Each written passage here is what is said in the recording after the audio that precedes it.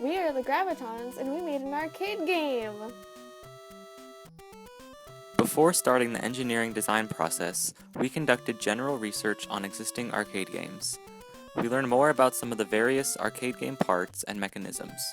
Two common elements of arcade games we widely use in our game are flippers and gravity. Flippers like this allow players to direct the ball in a desired direction, while gravity keeps the ball consistently moving downward. Some other common parts of arcade games that we didn't use are magnets and plungers, which are essentially spring-loaded poles that launch a ball when pulled back and released. With the research out of the way, we moved on to brainstorming. We sketched out many ideas like these before finally deciding on this Plinko-esque concept. Balls would come from the top and fall downward as the player turns various levers to direct the ball's path until it eventually falls into one of the buckets at the bottom, each with different point values. We tried to consider technicalities during this phase to avoid discovering we overlooked something later on. The levers would be made of a hollow pole that could be screwed into the screws drilled through the back of the board, allowing them to spin while staying on the board. We decided on using infrared brake sensors to determine when the ball went into the different buckets. When the sensors can't see each other, that means a ball is passing between them and the computer knows to update the score. The balls would then get back to the top on a conveyor belt. After we finished designing our concept, we created a list of materials such as wood, paint, screws, poles, sensors, a scoreboard, a buzzer to play simple sound effects, and lights for visual effect. Most of the materials we needed we were able to find at our homes, and we only ended up needing to order sensors, a scoreboard, and a buzzer. With the materials gathered, we began building. Throughout the building process, we realized how much brainstorming paid off, and that we could have used even more of it. We definitely ran into some problems.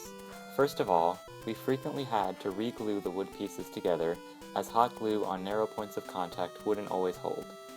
Second, implementing a conveyor belt proved to be too complicated, so we ended up creating two buckets. One would collect balls as they reached the bottom, and the other would hold the balls being released at the top. We would manually swap the two buckets between plays. On the day of Freshman Engineering Design Day, we brought the game to Trey's car for transportation, breaking a couple of parts in the process. Luckily for us, and the group next to us, we brought our hot glue gun. A couple of the stands on the back wouldn't hold, so we ended up taping our game to the table. At the last minute, the infrared brake sensors wouldn't work correctly, so we kept score manually. Despite the last minute challenges, we managed to keep everything under control and everyone seemed to enjoy our game. Many young kids who attended were eager to try it out. Although we didn't place, we learned a lot about the design process and teamwork along the way. Looking back, we would advise that you start on a project like this immediately and try to create a concrete and well thought out plan as soon as possible. For making an arcade game, think about where the ball and other game pieces will be at all times, and if it is supposed to follow a specific path, sit still, or go in any direction that opposes gravity, think about exactly how you will achieve this.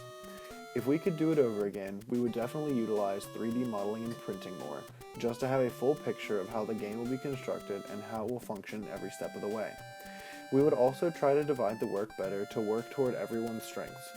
We somewhat breezed through assigning roles, and it would have better paid off if we had each person working specifically on areas in which they had prior skill.